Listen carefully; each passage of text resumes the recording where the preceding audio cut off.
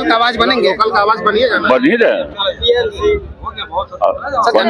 अंतिम सवाल सर, धनबाद की जनता भी ताकते रह गई, अस्पताल और एयरपोर्ट देवघर चला गया। यह आपको जानकारी का अभाव है। हमको लगता है कि बिल्कुल आपको जानकारी नहीं। ये यहाँ से चला गया, गया क्या, आया था क्या? यहाँ कहीं आप खाता पत्र में दिखाइएगा क्या?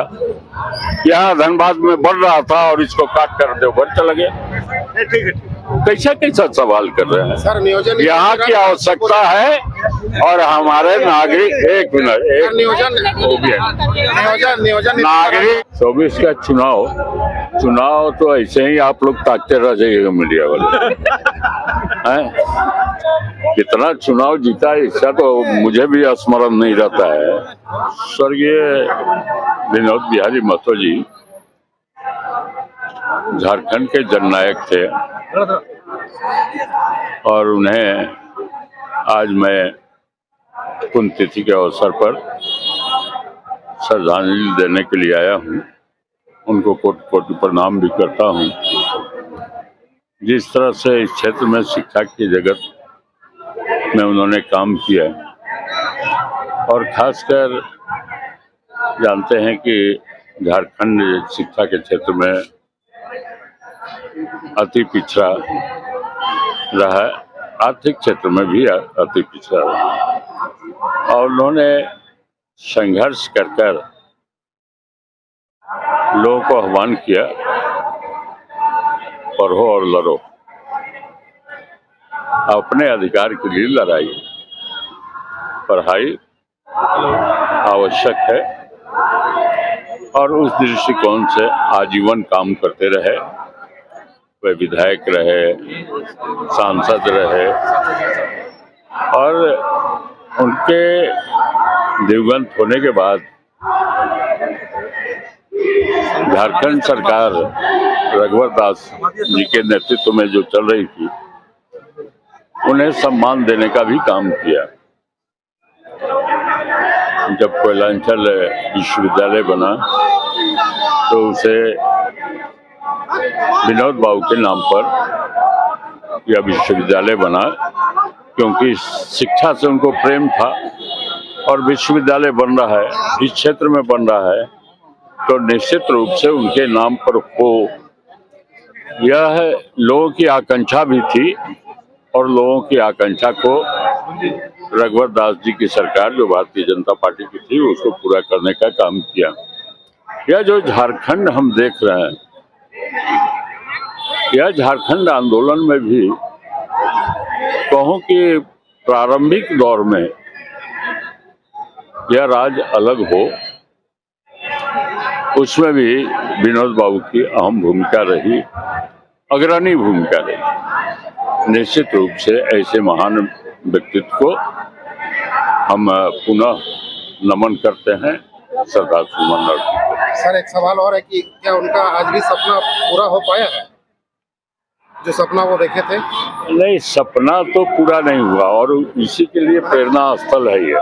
क्या कारण? स्मारक स्थल जो है, लोग प्रेरणा लेते हैं कि उनके जो अधूरे सपने हैं उसको पूरा करें और इसको सब लोग मिलकर, कारण अब महात्मा गांधी के अधूरे सपने नहीं रह गए तो उसको पूरा करना है, क्योंकि सिद्धांत कभी मरता नहीं, व्यक्ति मरता है, सिद्धांत मरता नहीं है। अब उस सिद्धांत को पूरा करना हम सबों की जिम्मेवारी। सर, और एक सवाल है, यूनिवर्सिटी बनने से धनबाद की शिक्षा व्यवस्था सुधार हो जाएगी? यूनिवर्सिटी बनने से धनबाद की शिक्षा व्यवस्था में सुधार होगी?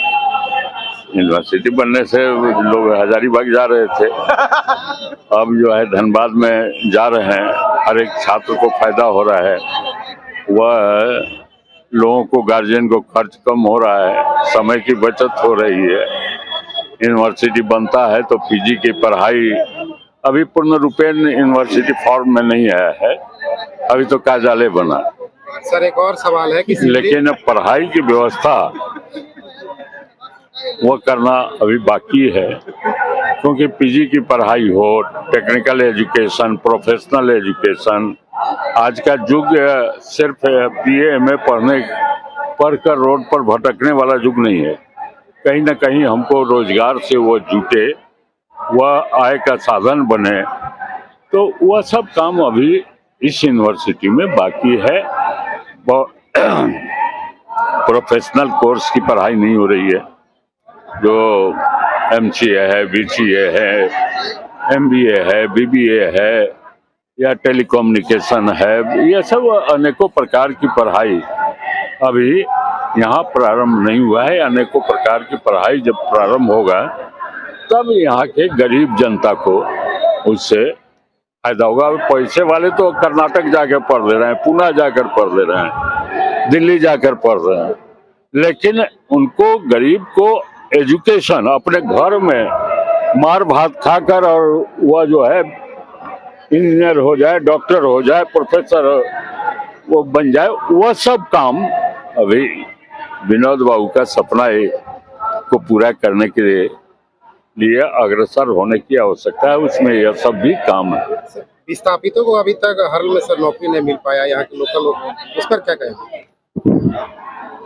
हमने बात किया था, कुछ गलत बयानी भी कर रहा है कि हर सीधे नियोजन नहीं दे रहा है, हर आउटसोर्सिंग के माध्यम से नियोजन दे रहा है, सीधे बहुत कम लोगों को नियोजन दिया है।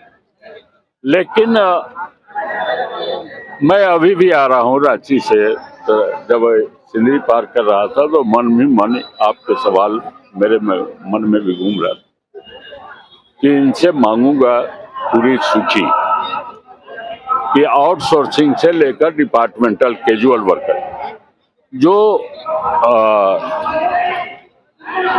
डिपार्टमेंटल है, क्लास 3 का है, क्लास 4 का है, उसमें कितने आपने नियोजन दिया स्थानीय लोगों को, यह सब जानकारी अभी लोकसभा का सत्र 29 दिसंबर तक है। उसके बाद सत्र से आकर यहाँ के GM को बुलाकर और लिखित रूप से मैं मांगूंगा कि आपने स्थानीय लोगों का कितना नियोजन दिया, चाहे डिपार्टमेंटल हो चाहे आउटसोर्सिंग के माध्यम से। और ये क्या सत्र के बाद ये आप सवाल करिए? सवाल तो अगले आज तो जाना है, अभी रांची से आ रहा हूँ, अभी चास में कार्यक्रम, अभी कंबल वितरण का। सत्र में सर आवाज नहीं उठाइएगा आप? 75% वाला आरक्षण सत्र में आवाज जब हम तैयार हो जाएं, अब कहे कि आपको जानकारी नहीं है, ये भी सत्र में सुनते होंगे। अगर लोकसभा मंत्री कह देता है कि आपको पूरी जानकारी नहीं, तो जब जानकारी स्वयं प्राप्त कर लें तब यह सवाल को खड़ा करें। सत्र तो आता जाता है, फिर जनवरी में सत्र होगा, बजट सत्र होगा। यानी आप गंभीर है सर लोकल को? हाँ, बिल्कुल गंभीर हूँ।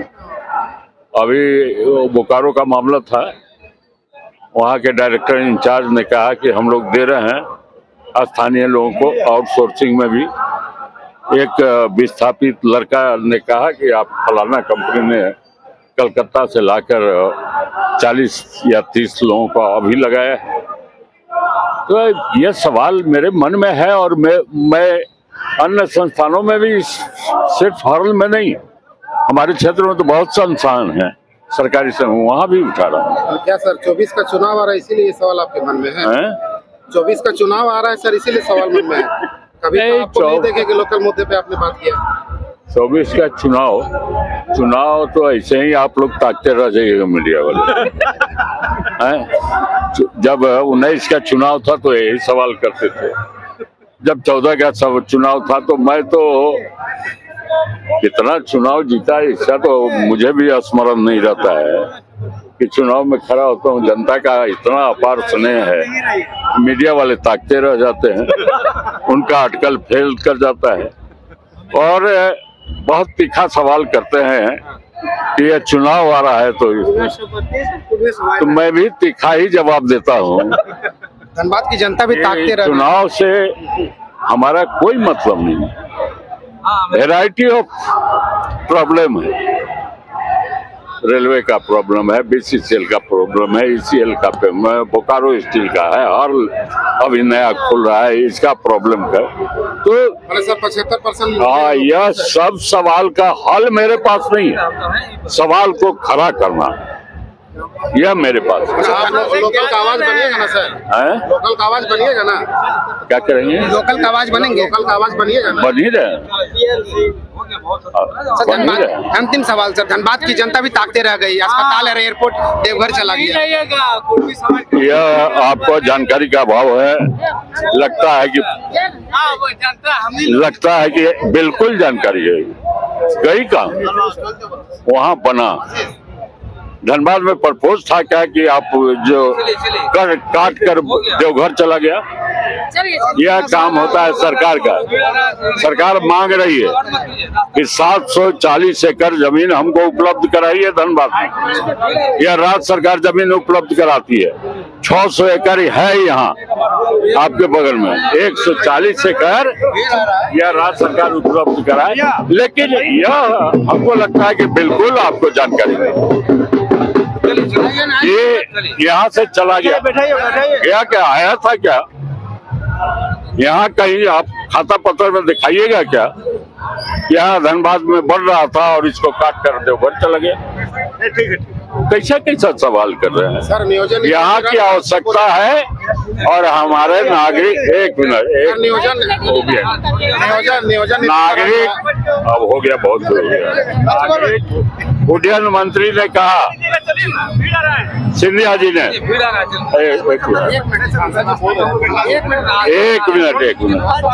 अरे हम जवाब दे रहे हैं, क्या हुआ?